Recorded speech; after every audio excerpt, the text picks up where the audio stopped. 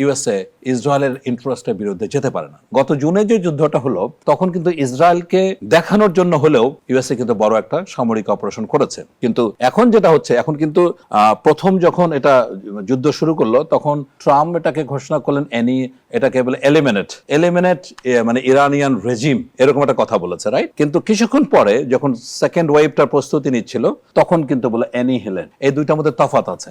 Eliminate হচ্ছে উচ্ছেদ করা, আর অ্যানিহিলেট হচ্ছে গিয়া মানে ধাপে ধাপে ধুকে ধুকে ধ্বংস করা। এই দুইটার মধ্যে তফাৎ আছে। কারণ সর্বশেষ যেটা হয়েছে যে 4টা টার্গেটকে আপনার ডোনাল্ড ট্রাম্প টার্গেট করেছে, মানে যে 4টা লক্ষ্যবস্তু সেট করেছে।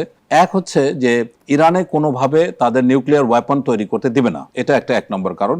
2 নম্বর হচ্ছে যে ওই এলাকাতে যে প্রক্সি ওয়ার হয়, এবং প্রক্সিটা কিন্তু মদতদাতা বা এটার যোগানদাতা বলতে পারি। মদতদাতা আমরা যদি নেগেটিভ ওয়ার্ড চিন্তা করি, যোগানদাতা হচ্ছে ইরান। ওখানে লেবাননে হচ্ছে কি আপনার হিজবুল্লাহ, এখানে ইয়েমেনে হচ্ছে হুতি, এবং ইরাক বা সিরিয়াতেও মানে শিয়া সম্প্রদায় যারা আছে তাদেরকে দিয়ে এই প্রক্সি ওয়ারটা করে। তাহলে এখন দেখুন, এক পাশে ইয়েমেন আর এক পাশে যে ইরান, এই দুইটা দেশ যদি একসাথে হরমুজের উপরে কোনো ধরনের অ্যাটাক করতে চায় তাহলে কিন্তু পুরো সাপ্লাই চেইন অফ ন্যাচারাল আপনার এনার্জি সোর্স পুরাটাই কিন্তু ডিসরাপ্টেড হয়ে যাবে, ক্ষতিগ্রস্ত হবে, সাময়িকভাবে ক্ষতিগ্রস্ত হবে। সুতরাং এই জায়গাটায় ইরান যখন মানে ক্রাশিং রিটালিয়েশন বলছে, ইরান কিন্তু এই অ্যাটাকের পরে ক্রাশিং রিটালিয়েশন বলছে, তার প্রেক্ষিতে এখন কিন্তু ইউএসএ এবং ইসরায়েল আরো সমন্বিতভাবে আরো মারাত্মক ধরনের আক্রমণ করতে যাচ্ছে বলে আমরা ধারণা করছি। ইতোমধ্যে ইরান যেটা ডিক্লেয়ার করেছে যে উইদিন মিডল ইস্ট যতগুলি জায়গা আছে এবং এই জায়গাগুলিতে দেশগুলিতে যেখানে ইউএস এবং ইসরায়েল ব্যক্তি বস্তু